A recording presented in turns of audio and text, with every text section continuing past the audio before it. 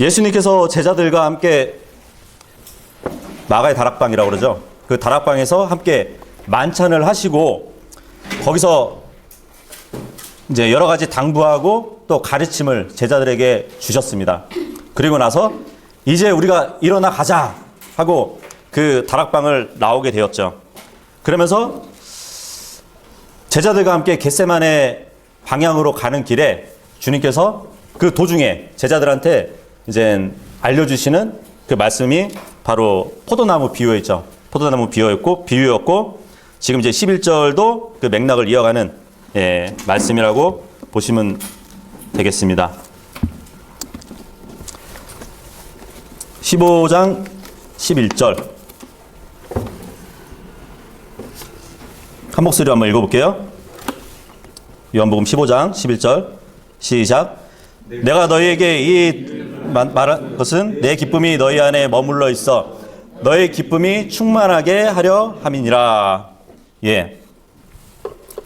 여기서 내가 너희에게 이 일들을 말했다고 말씀을 하고 있어요. 이 일들은 뭐냐면 우리가 앞서 살펴봤던 요한복음 15장 1절에서 10절의 그 말씀들의 일들을 말씀하시는 거예요. 근데 그 일들을 말한 것은 내 기쁨이 너희 안에 머물러 있게 하기 위해 말씀을 하셨다고 합니다. 기쁨이 충만하게 하려 함이래요. 여러분들은 항상 기쁨이 있나요? 많이 없나 보네요. 15장 마지막 구절에 보면은 예수님이 사랑에 대해서 말씀을 하시거든요. 포도나무 비유를 말씀하시면서 열매를 많이 맺어야 된다고 말씀하시면서 마지막에 사랑을 언급하세요. 성령의 열매 중에 제일 처음에 맛을 내는 게 사랑이에요. 그 다음은 뭐죠? 사랑 다음에 기쁨이죠. 그죠? 예. 그렇게 차례대로 지금 예수님이 말씀하시는 것 같아요. 사랑을 언급하고 그 다음에 이제 11절에 와서 또 기쁨을 언급을 하십니다.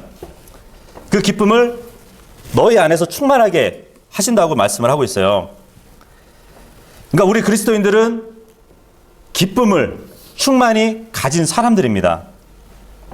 이건 뭐 우리가 무엇을 보고 어떤 쾌락을 얘기하는 것이 아니에요. 그렇다고 어떤 걸 들어가지고 그 재미를 얘기하는 것이 아닙니다. 이것은 정말 우리가 가진 게 없지만 부자 된 것 같은 그런 기분이 있죠. 그죠? 아무것도 없는 것 같은데 내 안에서는 굉장히 풍성한 것 같아요. 예, 그런 기쁨이 있고 어떻게 보면 또 예수님 안에 우리가 한 지체이니까 그 소속감에 대한 기쁨도 있을 겁니다. 그리고 우리가 신앙생활 하면서 항상 소망을 두는 게 뭐냐면 앞으로 우리가 주님이 와서 우리를 데려가실 그곳, 지금 많은 저택을 예비하신 그 하늘나라, 그걸 우리가 소망했을 때 마치 고향에 가기 전에 그 고향집에 간다는 그 설레임, 그죠? 그 설레임도 우리에게 큰 기쁨이 되겠죠. 근데 11절에 보면은 그 기쁨이 우리의 기쁨이 아니에요. 예. 예수님이 내 기쁨이 너희 안에 충만하게 하신다고 하시는 거예요. 내 기쁨이. 예수님께서 갖고 계셨던 그 기쁨을 우리에게 주신다고 말씀을 하시는 거거든요. 그래서 요한복음 17장 13절 한번 찾아보세요. 예수님께서 이제 자신을 위해서 기도하시는 그러한 문맥인데요. 여기서 이 말씀을 하십니다. 이제 내가 아버지께로 가오니 내가 세상에서 이것들을 말하옵는 것은 그들이 내 기쁨을 자기들 안에서 성취하게 하려 함이니이다. 예. 지금 예수님은 어떠한 기쁨을 제자들 안에서 성취하기 위함이라고 말씀하고 있어요. 예. 예수님이 우리에게도 주고자 하시는 그 기쁨이 이 기쁨인데 어떤 기쁨이길래 이거를 우리 안에서 성취하시려고 하실까요? 한 구절 더 찾아볼게요. 히브리서 12장 히브리서 12장 2절 한번 보세요. 읽어볼게요. 우리의 믿음의 창시자요 또 완성자이신 예수님을 바라보자. 그분께서는 자기 앞에 놓인 기쁨으로 인해 십자가를 견디사 그 수치를 멸하시더니 이제 하나님의 왕자 오른편에 앉으셨느니라. 예수님께서는 십자가를 견디신 이유가 자신의 기쁨으로 인해서 그 십자가를 견뎠다고 말씀하고 있어요. 그 기쁨이 뭐냐면 십자가는 우리를 구속해 주시는 예수님의 사역이잖아요. 그죠? 그렇기 때문에 아까 요한복음 17장 13절에 제자들과 우리들을 위해서 성취하시고자 하는 기쁨이 뭐냐면 우리에게 구원받았다는 확신, 주님께서 십자가에서 우리를 위해서 희생하시고 그것으로 인해서 구속의 기쁨, 그 기쁨을 성취하기 위함이라고 말씀하신 거예요. 그러니까 여러분들이 항상 기쁨을 가질 수 있는 것은 뭐냐면 내가 죄로부터 구원받았다는 것, 예수님께서 나를 위해서 구원해 주셨다는 그 사실의 기쁨을 만끽하고 또 충만하게 가질 수 있는 것이에요. 그 기쁨으로 인해서. 언제까지요? 데살로니가전서 5장 16절에 보면은 항상 기뻐하라 그러잖아요. 그죠? 항상 기뻐하라고. 예. 우리가 중간중간에 우울할 필요가 없어요. 예수님께서 우리를 대속해 주신 그 사역 하나만 우리가 갖고 있으면 언제 어디서나 늘 기쁨을 만끽하면서 살 수 있는 것입니다. 한 번은 사도 바울하고 실라가 감옥에 들어간 일이 있었죠. 사도행전에 보면은 복음을 전하다가 감옥에 들어갔단 말이에요. 팔다리가 착고에 묶여 있어요. 얼마나 힘들겠어요. 그죠? 그 안에서. 하지만 그들이 감옥에서 무엇을 했는지 아세요? 기쁨을 가지고 찬양을 했어요. 그 정도의 기쁨이 우리한테 있어야 되는 것이에요. 어디서나 고난이 있던, 어떠한 박해가 있던, 우리는 항상 주님의 그 대속 사역을 기억하면서 기쁨을 누리는 그런 삶을 살아야 된다는 것입니다. 그 기쁨을 주님께서 우리에게 충만하게 해 주신다고 말씀하고 있는 것이에요. 12절 보겠습니다. 12절. 한 목소리로 읽을게요. 시작. 내 명령은 곧 내가 너희를 사랑한 것 같이 너희도 서로 사랑하라 하는 이것이니라. 이것도 우리가 먼저 살펴봤죠. 요한복음 13장 34절에 보면은 이것이 예수님이 제자들에게 또한 우리에게 주신 새 명령이라고 말씀을 하셨죠. 이렇게 사랑을 하면 어떻게 해주신다고 그랬죠? 우리가 예수님의 제자인 것을 알게 하실 것이라고 말씀을 해주셨죠. 혹시 여러분들 이 지체들 가운데 쓴뿌리를 갖고 있으신 분들은 없죠? 그 형제를 미워하시면 안 됩니다. 형제를 미워하면 예수님의 명령을 어기는 거예요. 또 그분의 제자들로 드러낼 수가 없어요. 요한일서 3장 15절에 보면은 참 무서운 말씀이거든요, 이게. 요한일서 3장 15절. 누구든지 자기 형제를 미워하는 자는 뭐라고요? 누구든지 자기 형제를 미워하면은 어떤 자라고요? 살인하는 자래요. 살인하는 자. 굉장히 무서운 말씀이거든요. 살인하는 자 속에는 영원한 생명이 거하지 아니한 줄을 너희가 아느니라. 그러니까 우리는 정말 구원받았다면 어떤 형제 자매의 그들의 단점이 있던 그들의 형편이 어떻던 우리는 사랑해야 됩니다. 왜냐하면 예수님도 그러한 자들을 사랑하셨기 때문이죠. 그죠? 근데 중요한 거는 그 형제의 사랑이 요한일서에 보면은 그 사람 안에 영원한 생명이 있는지 없는지에 대한 기준이 될 수 있어요. 척도가 될 수 있어요. 한번 돌이켜서 내 자신을 한번 생각해 보시길 바랍니다.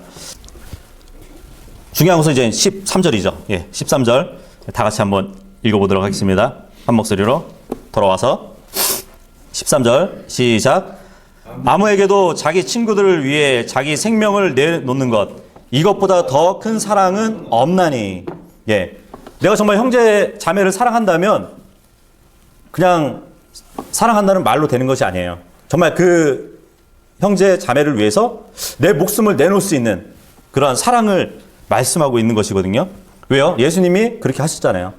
제자들을 위해서 자신의 생명을 주시고 또 많은 사람들을 위해서 자기 생명을 내놓으신 것이 희생의 사랑이잖아요. 그죠? 근데 13절에 보니까 자기 생명을 내놓는 것이 어떤 사랑이라고 그래요? 더 큰 사랑이래요. 큰 사랑. 세상 사람들은 어떤 그 사랑을 얘기할 때는 굉장히 추상적이에요. 그죠? 그래서 그 사랑 안에 뭐든지 집어넣을 수가 있어요. 뭐 육신적인 사랑부터 시작해가지고 뭐 여러 사랑을 집어넣을 수 있지만 지금 예수님은 그러한 사랑보다 더 큰 사랑이 바로 자기 생명을 내어놓는 것하고 단정을 지어 주십니다. 굉장히 단순하고 위대한 말씀을 하신 거예요.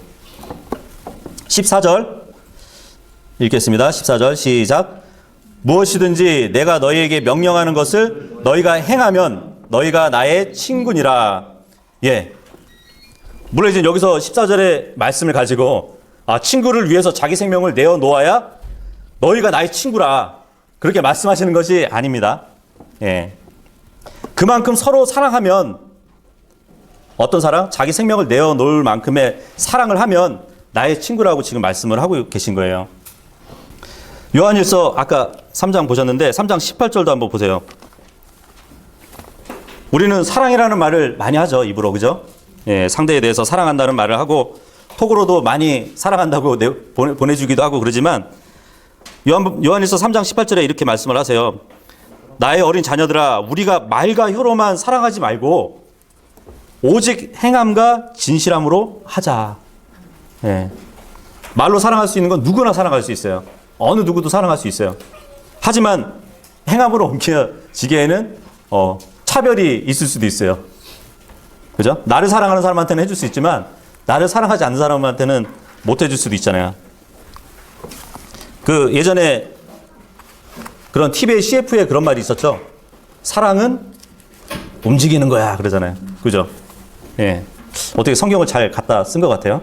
예. 예전에 우리의 믿음의 선조들이 정말 행함으로 사랑했습니다. 여기 보면은 예수님께서 내가 너에게 명령하는 것을 너희가 행하면 나의 친구라고 했잖아요. 그 친구 대신 예수님을 위해서 예전에 그 교회를 박해했던 시대가 있었어요. 카톨릭 교회가 그리스도인들을 박해했던 그 시대를 한 1000년의 기간인데 암흑시대라고 우리는 불려지는 그 시대에 그런 시대가 있었는데 예전에 믿음의 선배들이 정말 친구 대신 예수님을 위해서 자신들의 생명을 내어 놓았어요. 예. 막 톱으로 잘려지기도 하고요. 그 믿음을 지키기 위해서. 예. 그리고 팔다리 사지를 이렇게 묶어가지고 그 말들이 이렇게 달려가게 해버리는 그러한 고문도 있었고요. 뭐 불로 태우는 거는 뭐 굉장히 흔했던 거고 사람의 가죽까지 이렇게 벗기는 그런 일까지 했었습니다. 예. 그만큼 예수님을 사랑했기 때문에 친구 대신 예수님을 위해 생명을 내어 놓았다는 것이죠. 그들은 정말 말로 사랑하는 것이 아니라 행함으로 사랑을 보여줬던 사람들이죠. 15절 읽도록 하겠습니다. 15절 돌아와서 시작. 이제부터는 내가 너희를 종이라 하지 아니하리니 종은 자기 주인이 하는 것을 알지 못하느니라. 오히려 내가 너희를 친구라 하였나니 이는 내가 내 아버지께 들은 모든 것을 너희에게 알려주었기 때문이라. 예. 이때까지는 예수님이 제자들과 관계를 보면은 주종 관계였어요. 그죠?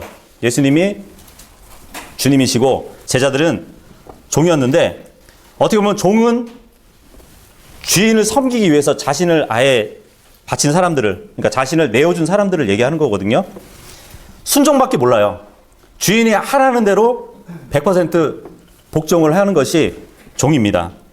근데 지금 예수님은 그 종의 관계에서 친구의 관계로 어떻게 보면 지금 승격해 주시는 거죠. 그죠? 올려주시는 거죠.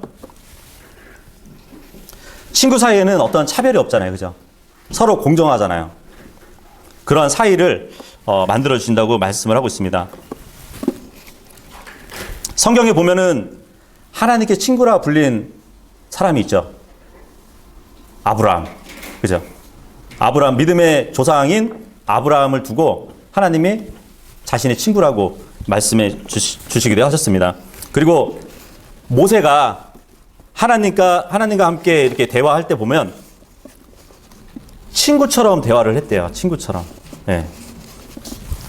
우리가 딱 볼 때는 막 시내산에서 막 불이 막, 그죠? 불하고 연기가 막 피어오르는데 거기서 모세가 시내산에 들어갔을 때는 아마 주의 천사의 모습으로 오셔가지고, 예, 모세와 이야기를 나누지 않았을까. 예, 친구처럼 나눴다고 합니다.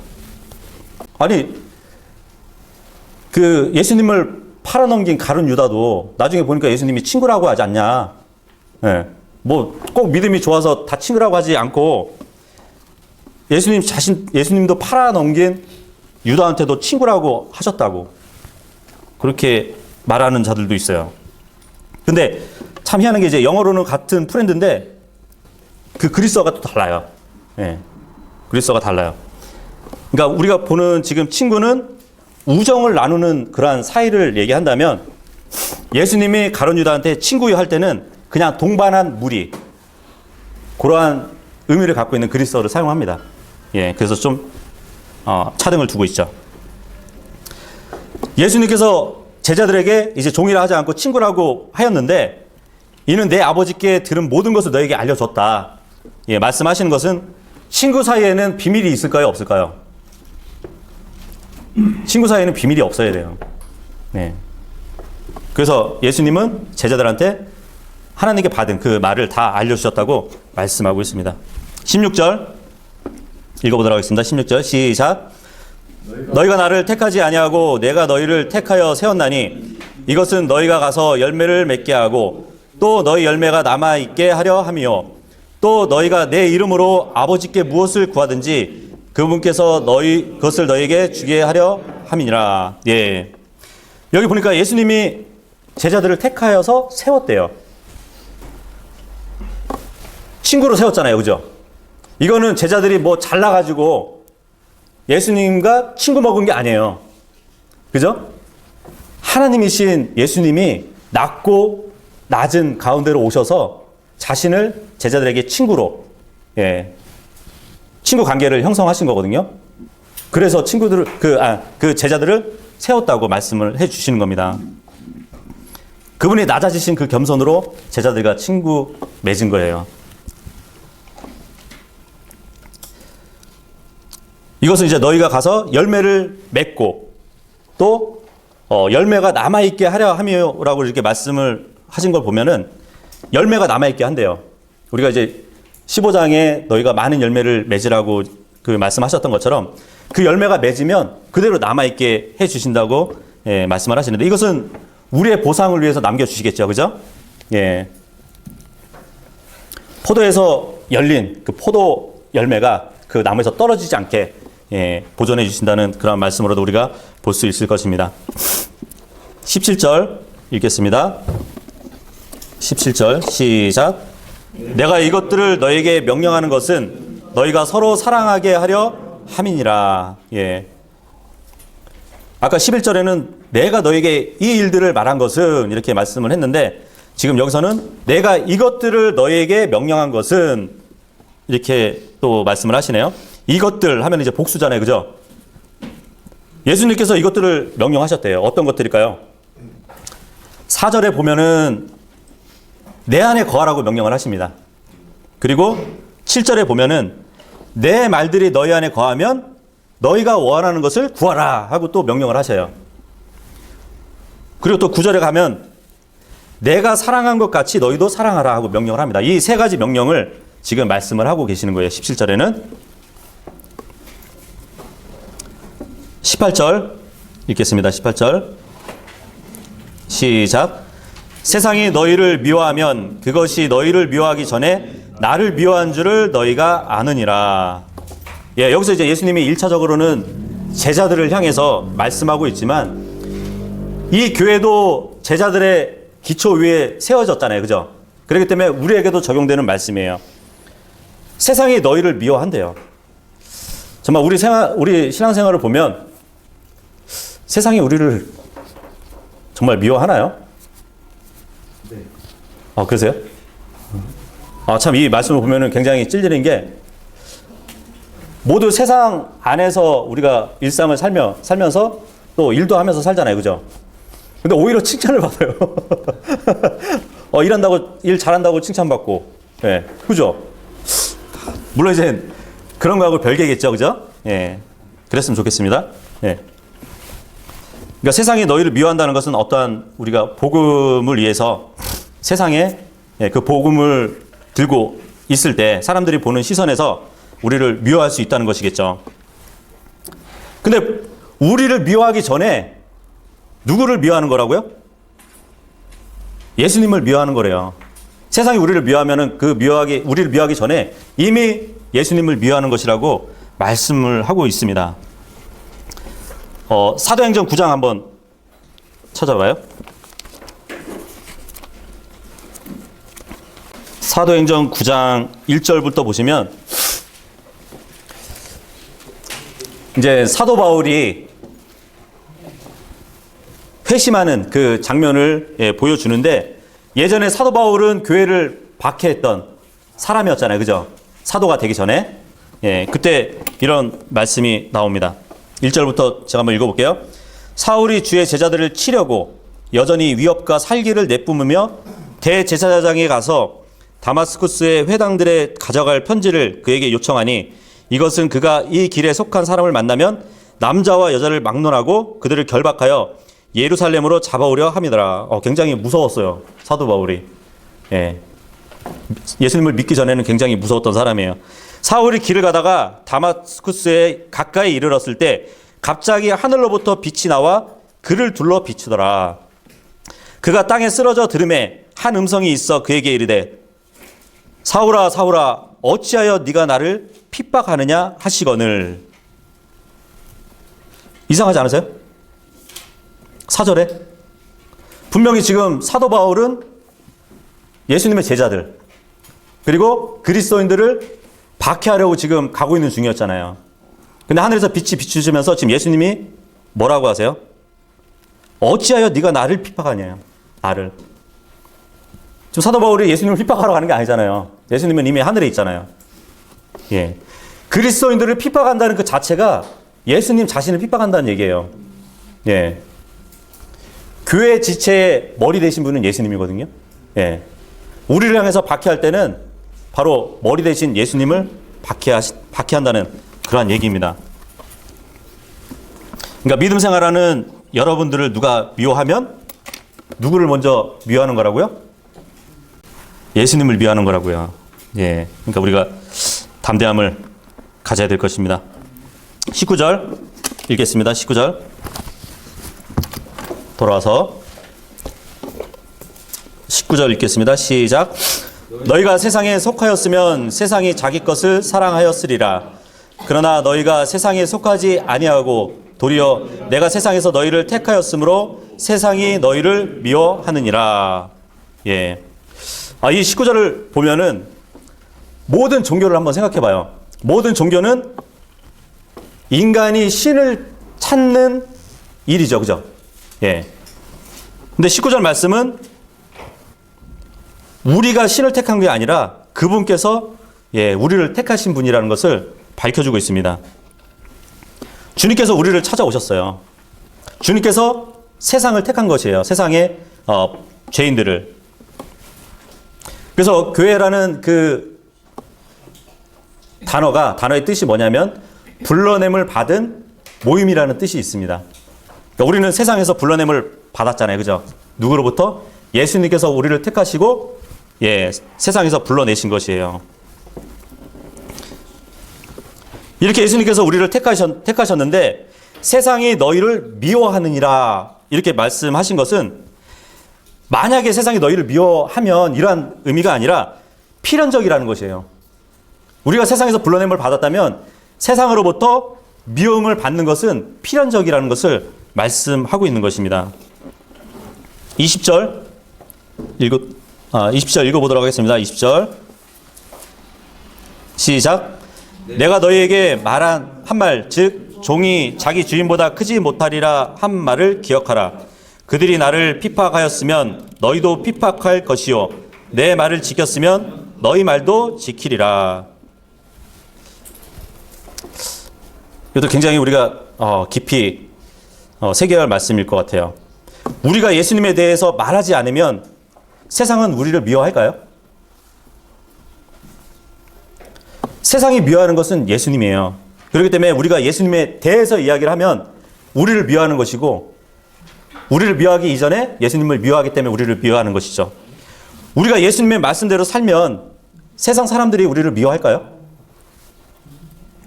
왜냐하면 세상이 미워하는 것은 예수님이기 때문에, 우리가 예수님의 말씀이기 때문에 우리가 예수님의 말씀대로 살면 세상은 우리를 좋아하지 않을 것입니다. 정말 우리가 예수님을 말하지 않고 그분의 말씀대로 살지 않으면 우리는 세상은 우리를 매우 좋아할 것이에요. 그죠? 예.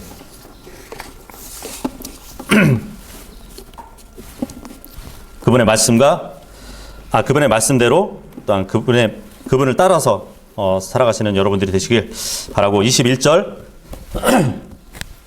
읽겠습니다. 21절 시작.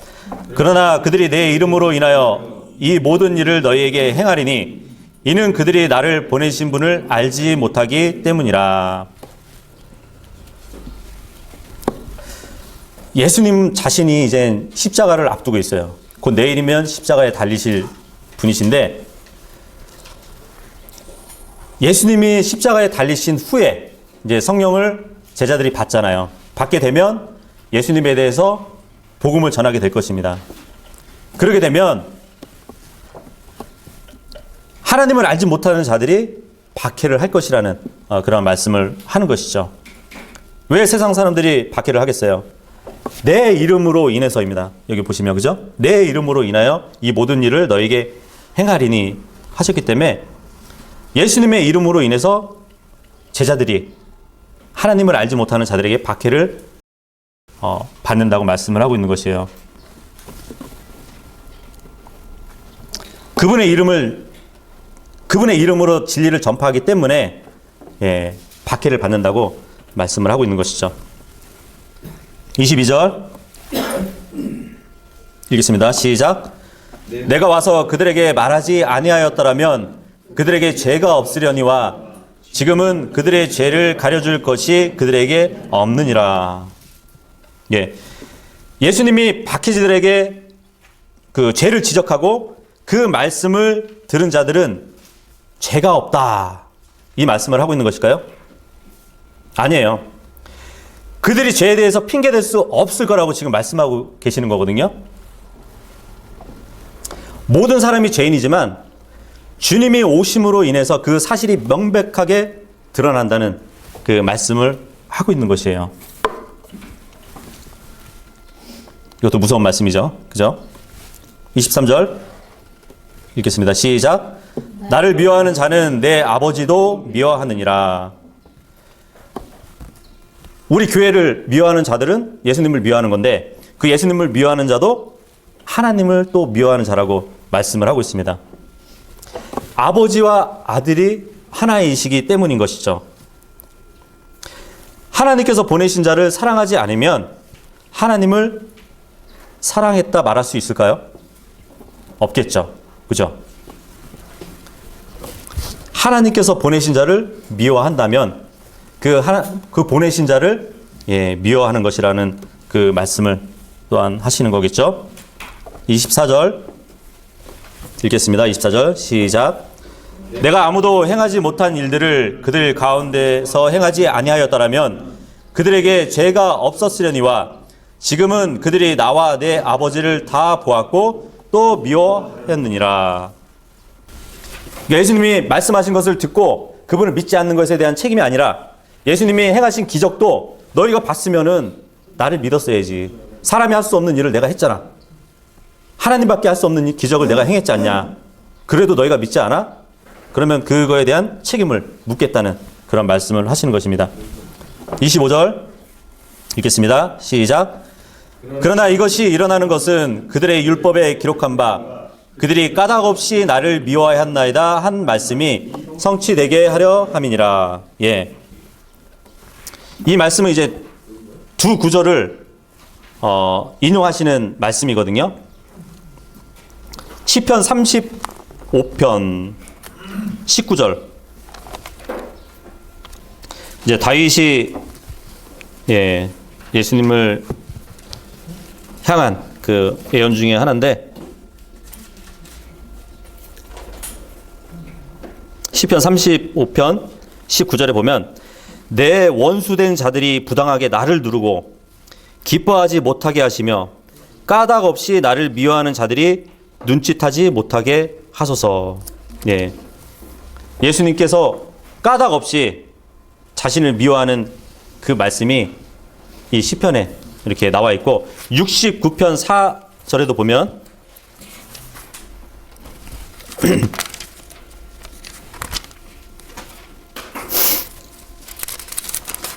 (69편) 4절에도 보면 또 같은 말씀이 나오죠.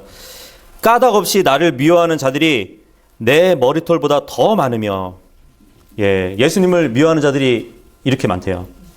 예, 부당하게 나의 원수가 되어 나를 멸하려는 자들이 강함으로 이에 내가 빼앗지 아니한 것도 되돌려 주었나이다. 까닭 없이 미워한 거예요. 24절의 말씀을 예수님이 하셨잖아요. 자기가 전한, 예수님이 전한 말씀은 진리인데 그것을 받아들이지 않고 예수님을 미워했습니다. 예수님이 하신 기적은 인간이 할 수 없는 기적인데도 불구하고 그걸 보고도 그분을 믿지 않고 미워했던 것이에요. 참 굉장히 무지한 거죠. 그죠? 26절 읽도록 하겠습니다. 26절 돌아와서 26절 시작. 그러나 내가 아버지로부터 너희에게 보낼 위로자 곧 아버지로부터 나오는 진리의 영께서 오실 때에 그분께서 나에 대해 증언하실 것이요. 예, 요한복음 14장 26절에도 한번 말씀하셨죠. 아버지께서 내 이름으로 보내실 분이 오실 것인데 그가 나도 위로자였지만 또 다른 위로자이신 그분께서 너희에게 오실 것이다 말씀을 하셨어요. 요한복음 14장 26절에 보면 아버지께서 예수님의 이름으로 보내신다고 그랬거든요. 그 성령님을. 그죠? 근데 지금 26절에 보면은 누가 보낸다고 그러죠? 내가 아버지로부터 너희에게 보낼 위로자래요.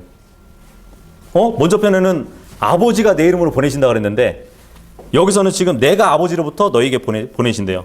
그런데 또 그 뒤로 가면은 같은 구절 뒤로 가면은 아버지로부터 나오는 진리의 영께서, 이거 수동적이 아니잖아요 또. 그죠? 진리의 영, 성령께서 아버지로부터 나오신대잖아요 스스로. 예. 그래서 이게 그냥 뭐 일반적인 생각으로 보면은 굉장히 모순이죠. 그죠? 예수님이 보내신다고 그랬다가 아버지가 보내신다고 그랬다가 또 성령께서 직접 오신다고 하시는 말씀. 이게 바로 어떻게 보면은 삼위일체의 신비인 것 같아요. 그죠? 예. 그래서 진리의 영, 성령님을 아버지의 영이라고 부르기도 하고 예수님의 영이라고 불리기도 하는 그러한 신비를 우리가 이제 이해할 수 있겠죠. 그죠? 아버지의 말씀은 진리이다 그랬잖아요. 그죠? 진리의 영. 그리고 예수님도 내가 곧 길이요 진리요 생명이라고 그랬잖아요. 진리라고 그러셨잖아요. 그 진리의 영께서 오신다는 것이에요. 그래서 보통 삼위일체라는 하나님을 우리가 이해하기는 힘들겠지만 마치 물과 같은 것이에요. 여러분들이 물을 보면은 그 물이 액체가 됐다가, 그죠? 또 고체가 됐다가 얼음으로 되면, 그리고 그게 증발하면은 수증기가 되잖아요. 그죠? 그 세 가지 역할들이 진행되는데 물은 항상 H2O로 이렇게 들어가 있잖아요. 그 세 가지 요소가 있잖아요. 그죠? 그래서 물이 삼위일체를 설명하는 데 있어서 제일 이해되지 않는 예가 되지 않을까 생각합니다. 예, 마지막 구절 읽도록 하겠습니다. 27절 시작. 너희도 처음부터 나와 함께 있었으므로 증언하리라. 예, 성령님이 오시면 제자들에게 그동안 예수님께서 말씀하셨던 그 모든 것을 기억나게 해주신다고 이전에 살펴봤죠. 기억나게 해주실 뿐만 아니라 또 깨닫게 해주신다고 말씀을 하셨습니다. 그 약속을 하셨는데 그 진리를 전할 수 있도록 제자들에게 하신 그 말씀이 우리에게도 물론 적용이 되는 것입니다. 그러니까 우리가 다른 거 아니에요. 우리가 진리를 누구한테 전하기 위해서는 말씀을 알아야 되잖아요. 그죠? 말씀을 한 번 읽고 두 번 읽고 번 읽고 할 때마다 성령님이 기억나게 해주시는 그 구절들이 더 많아집니다. 한 번 읽을 때마다, 한 번 읽은 것보다 2번 읽은 사람이 더 많이 기억나게 돼요. 성령님이 그렇게 해주시거든요.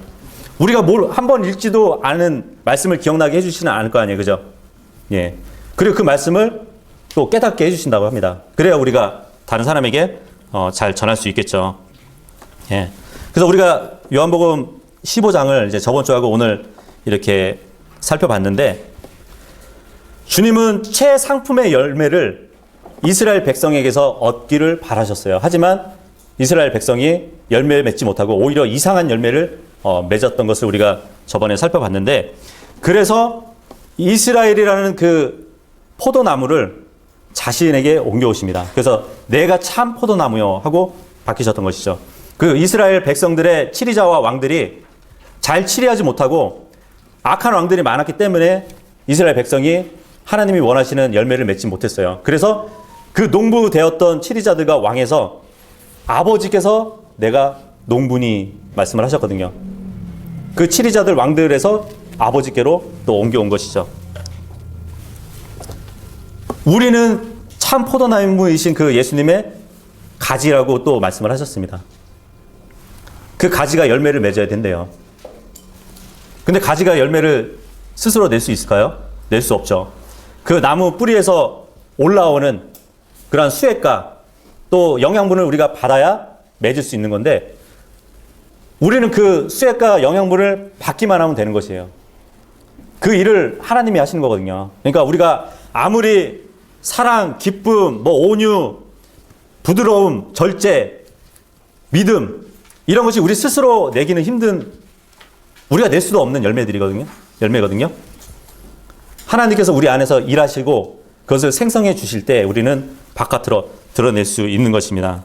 예. 그러한 분이 이제 우리한테 또 오늘 말씀하셨던 것처럼 자신의 구속 사역을 이루신 그 일로 인해서 우리에게 기쁨을 충만하게 해주신다고 말씀을 하셨습니다.